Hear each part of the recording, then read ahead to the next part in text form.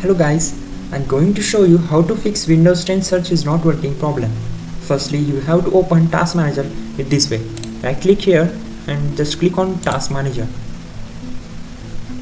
Here you have to click on Services and then click on Open Services. So now we have to search for Windows search. Here, just double click on it. So now here we can see Windows search properties. So click here and select automatic and click on apply. So now you have to just click on start. It will take some time. Okay, and then just click on OK. This way will definitely help you, but if it doesn't work, then let's check out second method. So you have to open File Explorer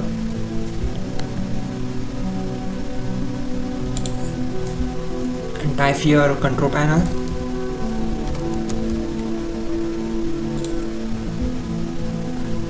So now you have to click here and select large icons, and then you have to select indexing option.